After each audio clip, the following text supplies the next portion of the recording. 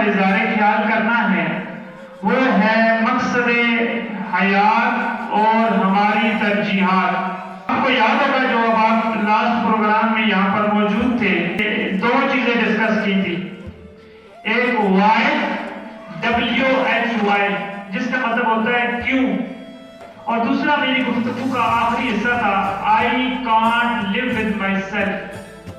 اور میں نے آپ کو یہ بتایا تھا کہ I سے مراد ایک ذات ہے اور myself سے مراد میرا مقصد ہے۔ تو آج اسی موضوع کی اگلی کڑی یعنی کہ حقیقی مقصد حیات کیا ہے اور ہماری ترجیحات کیا ہیں۔ تو سب سے پہلے میرے ذہن میں ایک سوال پیدا ہوتا ہے، ہم میں سے کوئی بندہ بھی ایسا نہیں ہے اگر اس سے کہا جائے کہ اپنی جیب سے کوئی چیز نکالو اور وہ یہ کہہ سکے کہ میں نے یہ جو چیز جیب میں رکھی ہوئی ہے یہ میں نے فضول رکھی ہوئی ہے۔ میرے جیسا بندہ یہ 10 روپے کا پین اگر یہ بھی اپنی پاکٹ میں رکھے تو کسی مقصد کے لیے رکھے، تو یہ کیسے ممکن ہے کہ انسان جس کی کوئی قیمت نہیں ہے اور اس کو بنانے والی ذات رب کائنات ہے، وہ اس انسان کو اس دنیا میں بھیجے اور اس کا کوئی مقصد نہ ہو؟ ایسا تو کوئی امکان نہیں ہے۔ تو آج کی اس گفتگو میں ہم یہی جاننے کی کوشش کریں گے کہ انسان کے دنیا میں آنے کا مقصد کیا ہے اور پھر ہماری ترجیحات کیا ہیں۔ تو آئیں قرآن سے پوچھتے ہیں۔ میں نے آپ کے سامنے سورہ ذاریات کی آیت نمبر 55 اور 56 تلاوت کی۔ اللہ رب العزت ارشاد فرماتے ہیں وَذَكِّرْ فَإِنَّ الذِّكْرَ تَنفَعُ الْمُؤْمِنِينَ، اور نصیحت کرتے رہیے، بے شک ایمان والوں کو نصیحت نفع دیتی ہے۔ یہاں پر میں محترم امجد علی خان صاحب اور دیگر علماء کرام اور جو اردو گرامر سے شغف رکھتے ہیں ان حضرات کی توجہ طلب کروں گا کہ اللہ رب العزت نے یہاں پر علم بلاغت کا مجاز مرسل کا قاعدہ جز بول کر کل مراد لیا ہے، یعنی کہ مومنین کا ذکر کر کے یہ کہا کہ کل انسانیت کو نفع دیتے ہیں، آپ کی نصیحت نفع دے گی، کیونکہ اگلا جو جملہ ہے آیت مبارکہ کا اس کے اندر مومنین کی تخصیص نہیں کی گئی۔ فرمایا وَمَا خَلَقْتُ الْجِنَّ وَالْإِنسَ إِلَّا لِيَعْبُدُونِ، بے شک ہم نے انسان کو صرف اپنی بندگی ہی کے لیے بنایا۔ کیا کہا کہ جز بول کر کل مراد دیا گیا ہے، اور اس پوری ڈیبیٹ کو اگر آپ نے پڑھنا ہے، وہ قبلہ حضور کی ایک کتاب ہوتی تھی سورہ فاتحہ اور تعمیر شخصیت، اس کو اگر آپ پڑھیں وہ بھی PDF کی صورت میں منہاج کی ویب سائٹ پر اویلیبل ہے، نہیں تو جو قبلہ حضور کے اس پر سلسلہ کتابات ہیں، 7 کتابات موجود ہیں، پڑھیں آپ پوری ڈیٹیل سے وہاں سے پڑھیں گے تو یہ آپ کو نقطہ بڑی اچھی طرح سمجھ آ جائے گا۔ آ گیا وَمَا خَلَقْتُ الْجِنَّ وَالْإِنسَ إِلَّا لِيَعْبُدُونِ، کہ ہم نے انسان کو عبادت کے لیے پیدا کیا ہے۔ تو یہاں پہ ایک سوال ہوتا ہے کہ عبادت سے مراد کیا ہے؟ کیا ارکان خمسہ کی تکمیل ہی عبادت ہے؟ کیا ارکان خمسہ کی تکمیل ہی عبادت ہے، یا اس سے بڑھ کر کچھ اور بھی امور ہیں جو عبادت میں شامل ہیں؟ تو میں بڑے اختصار کے ساتھ یہاں پہ عرض کروں گا کہ انسانی اخلاق کا جو کمال ہے وہ انسان کا مقصد بعثت بھی ہے اور مفہوم عبادت بھی ہے۔ حضور سیدی شیخ الاسلام نے اپنی اسمارت الآراء تصنیف اسلامی فلسفہ زندگی، اس کے اندر انفرادی زندگی کا نصب العین کے تحت جو چیپٹر باندھا ہے اس کے اندر بڑی ڈیٹیل کے ساتھ یہ دونوں چیزیں لکھی ہیں۔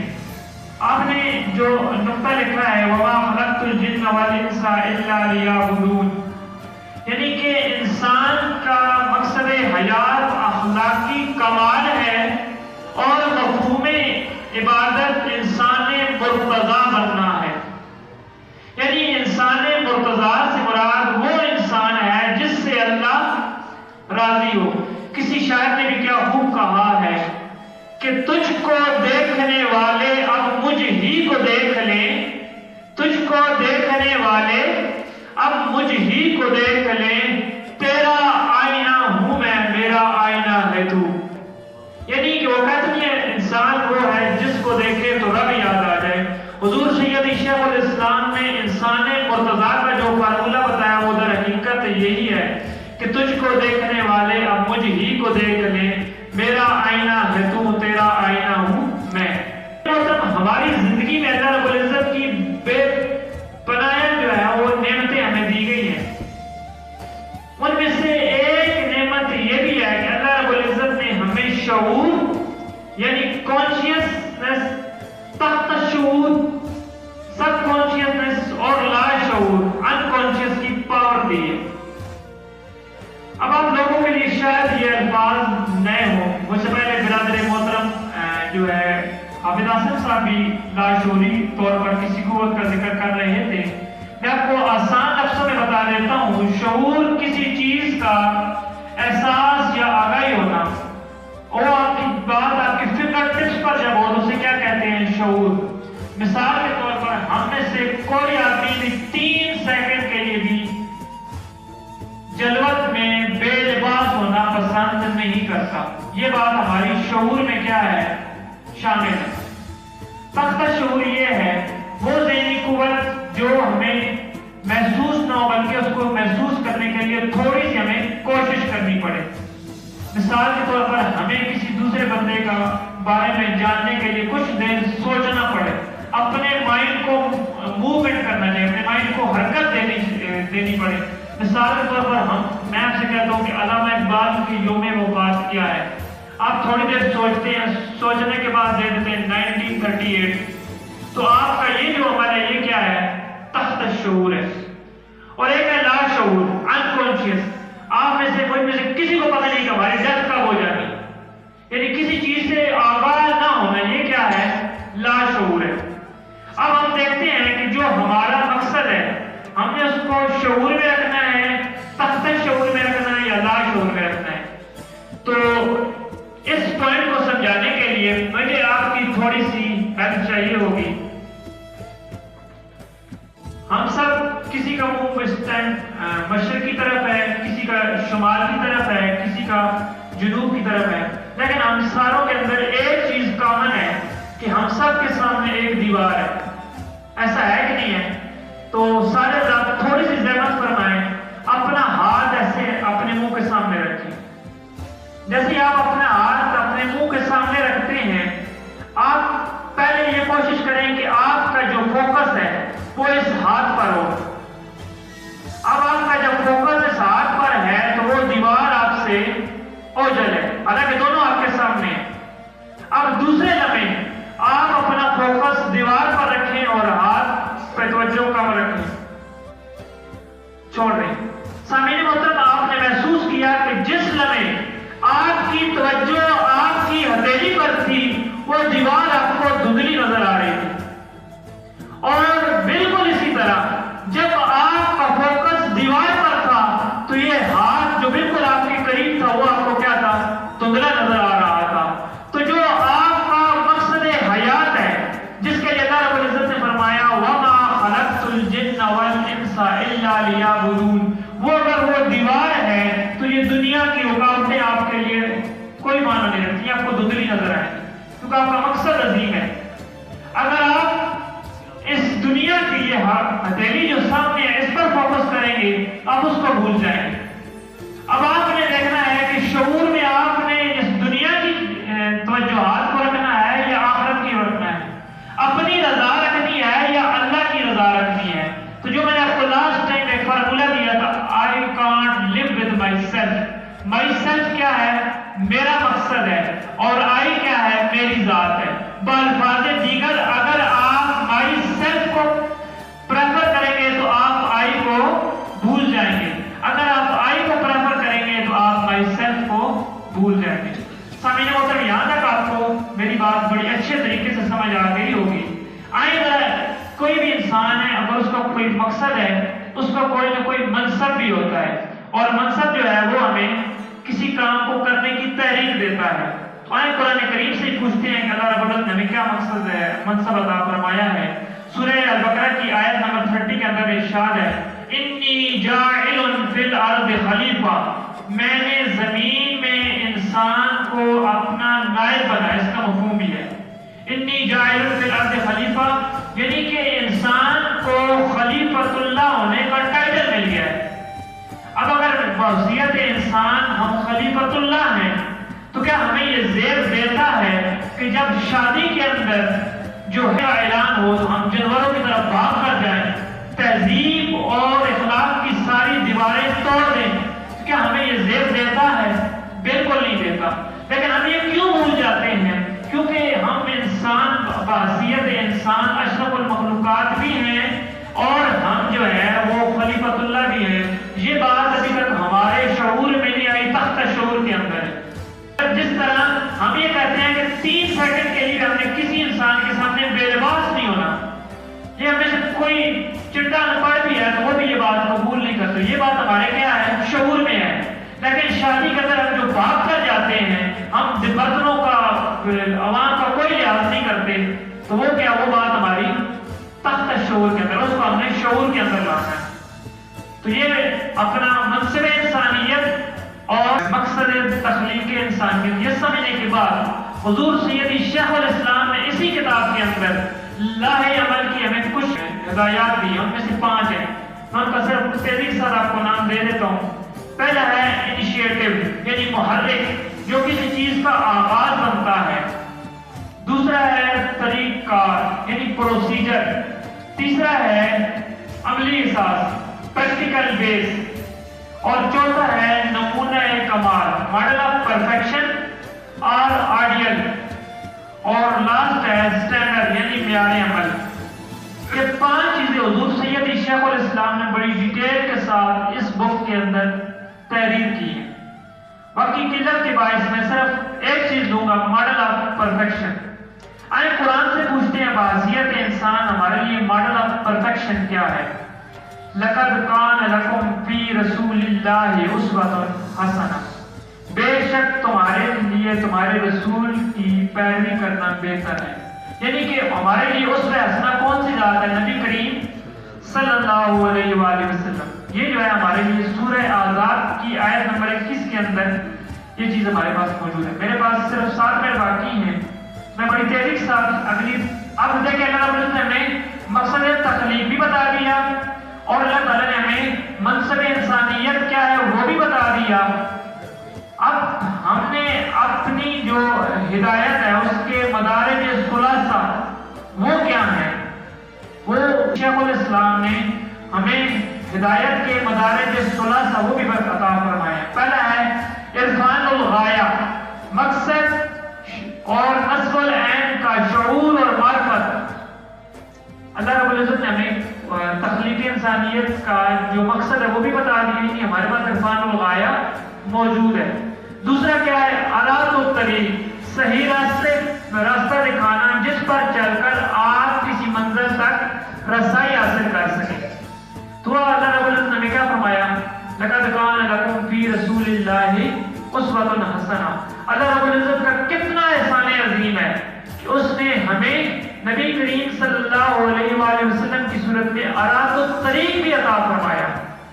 اور تیسرا کیا ہے؟ ایصال الی المطلوب، قرآن اور حدیث کے ذریعے انسان کو جو ہے منزل مقصود تک پہنچا دیا۔ یعنی کہ اب ہم اگر اپنی اس انسانیت کے اسٹینڈرڈ پر قائم رہنا چاہتے ہیں تو ہمارے سامنے ماڈل نمونہ نبی کریم صلی اللہ علیہ وآلہ وسلم کی ذات موجود ہے۔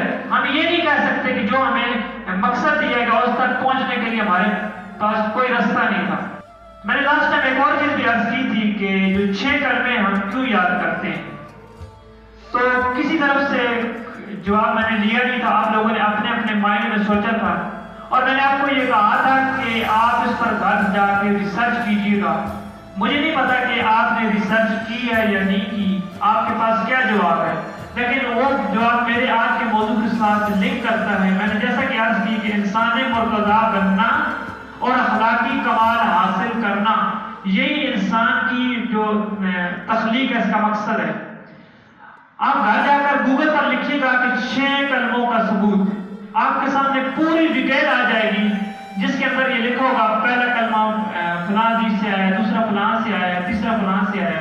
ان کا بیک گراؤنڈ یہ ہے کہ ایک دفعہ علماء کرام ایک جگہ پر تشریف فرماتے، انہوں نے کہا جی کہ یہ جو 6 کلمے ہیں یہ ہمارے لوگوں کو فنگر ٹیسٹ پر یاد ہونے چاہیے۔ تو بیچ میں کوئی اپنے ساتھ جیسا سیاح آدمی بیٹھا تھا، اس نے کہا کہ اتنی بڑی حدیثیں لوگ نہیں یاد کر سکتے، ان کی سمری تیار کریں اور لوگوں کو وہ دے دیں۔ انہوں نے کہا جی ٹھیک ہے، فلاں دن دوبارہ ہماری میٹنگ ہوگی تو ہم یہ سمری تیار کر کے ہر بندہ جمع کروا دیں۔ وہ کام کلاسیفیکیشن ہوگی، اس کی ڈیوائڈ ہو گیا۔ ہفتے بعد 10 دنوں بعد جو بھی ان کا ٹائم تھا جمع ہوا، پھر اس وقت وہ کلاسیفیکیشن جو تھی اس پر دوبارہ بحث و مباحثہ کر کے 6 کلمے کی وہاں پر کر دی گئی۔ تو آپ دیکھیں جو پہلے 4 کلمے ان کے اندر کیا ہے، توحید کا ذکر ہے۔ اب توحید کیا ہے اس پر بات کرنے کے لیے میرے پاس وقت نہیں ہے۔ 5واں جو ہے اللہ رب العزت اور بندے کے تعلق کو مضبوط کرنے کے لیے جو کلمہ ہے وہ کیا ہے، استغفار، یعنی وہ اللہ تعالیٰ سے مغفرت طلب کرنا ہے، معافی مانگنا ہے۔ جو چھٹا ہے وہ رد کفر ہے۔ تو چھٹا کلمہ رد کفر، اگر ان 6 کلموں کو ملایا جائے اور ان کے ترجمہ اور ان کے فلسفے کو دیکھا جائے تو یہ انسان کی تربیتی نصاب ہے، انسان کی ترقی کا ایک پورا نصاب ہے۔ میں چھٹے کلمے کی طرف چند باتیں عرض کرتا ہوں، اب ذرا غور کیجئے۔ من الکفر والشرک والکذب والغیبت والبدعۃ والنمیمۃ والفواحش، ان کا ترجمہ آپ لوگوں کو پتا ہوگا، اگر نہیں پتا تو گھر جا کر دیکھ لیجیے گا۔ اور یقین جانیں ہمارے معاشرے میں جتنے فسادات ہیں وہ انہی چیزوں کی وجہ سے، زبان اور انسان کی جو ہے دیانتدار نہ ہونا۔ من الکفر والشرک والکذب والغیبت والنمیمۃ والفواحش، یہ میں نے اختصاراً یہ باتیں عرض کر دی ہیں، گھر جا کر یہ جا کے آپ دیکھ لینا۔ تو وہ جو انہوں نے کہا تھا 6 کلمے آپ نے یاد کرنے ہیں، وہ تو تھے اہل عرب، انہوں نے یاد کی، وہ مطلب بھی جانتے تھے، معنی بھی جانتے تھے۔ وہ چیز چلتی چلتی جب ہمارے ملک میں یا انڈو پاک میں آئی تو ہم لوگ کون تھے، اردو سپیکنگ، ہمیں یہ کسی نے بتایا بھی نہیں کہ 6 کلموں کا ثبوت کیا، ہم ٹرک کی بتی کے پیچھے لگ کر وہ 6 کلمے آج تک یاد کرتے آ رہے ہیں۔ تو آگے چلتے ہیں۔ اب اگلا پوائنٹ ہے کہ منصب انسانیت اور مقصد تخلیق کے ساتھ ہمارا تضاد۔ میں نے جیسا کہ عرض کیا کہ ہم یہ بھول جاتے ہیں کہ میرا منصب کیا ہے اور میرا تخلیق کا مقصد کیا ہے، پھر اس وقت ہماری جو ترجیحات ان کے اندر کیا آ جاتا ہے، تضاد۔ جیسے کہ میں نے شادی حال کی روح فرزا پکچر آپ کے سامنے پیش کی، ہم میں سے کتنے لوگ ہیں جو یہ کہہ سکیں کہ ہمارے معاشرے میں جتنی شادیاں ہوتی ہیں وہ کسی مقصد اور کسی فکری تناظر کے تحت ہوتی ہیں، یا تو خاندان کے پیش نظر، یا جو ہے وہ برادریزم کے پیش نظر، یا یہ ہوتا ہے کہ بڑے بھائی کی ڈیتھ ہو گئی، اس کے بچوں کی پرورش کے لیے چھوٹا بھائی قربانی دیتا ہے، اپنی بھابھی سے نکاح کر لیتا ہے۔ لیکن کسی نے سنا ہو کہ یہ فکری یا یہ جو معاشرے کی تعبیر کے لیے یہ مقصد تھا، اس اور اس بچی اور اس بچے کے والدین نے یہ چاہے دونوں کو رشتہ ازدواج میں پہنچا دیا۔ میرے سامنے آج تک کوئی ایسی مثال نہیں آئی۔ لو میرج کے کیس بھی ہمارے پاس آتے رہتے ہیں، سوشل میڈیا کے ذریعے کورٹ میرج اور خاندانی جو شادیاں ہیں، لیکن ایسا کئی بار بھی ہمیں نہیں، کیونکہ ہماری وہ چیز ترجیح میں نہیں ہے۔ تجارت ہے، اس کے اندر ہمارے دیکھنا، ہمارے جو مذہبی محافل ہیں ان کے اندر ہمارا جو موضوع ہے وہ کوئی ہماری ترجیح نہیں ہوتا۔ تو ہم نے بحثیت انسان اور جو ہمارا منصب ہے اور جو ہمارا مقصد تخلیق ہے وہ کیا ہے، انسان مرتضی بننا اور اخلاقی کمال حاصل کرنا، وہ اس کے اعتبار کے اندر ہم نے یہ کمال تک پہنچانا ہے۔ میں آخری بات عرض کر کے اجازت چاہوں گا، تو یہ ہمارے پاس کب ممکن ہے، وہ تبھی ہے جو علامہ اقبال نے کہا تھا کہ محمد سے وفا تو نے تو ہم تیرے ہیں، یہ جہاں چیز کیا لوح و قلم تیرے ہیں۔ حاضرین محترم، اگر آپ اس پورے فلسفے کو دیکھنا چاہتے ہیں تو آئیں منہاج القرآن کی فکری اور نظریاتی تحریک کا حصہ بنیں، اور اپنی زندگی کو انفرادی اور اجتماعی سطح پر سنوارنا چاہتے ہیں تو اس کتاب کا مطالعہ کریں۔ اللہ تعالیٰ سے دعا ہے کہ اللہ تعالیٰ ہمیں علم و عمل میں ترقی عطا فرمائے۔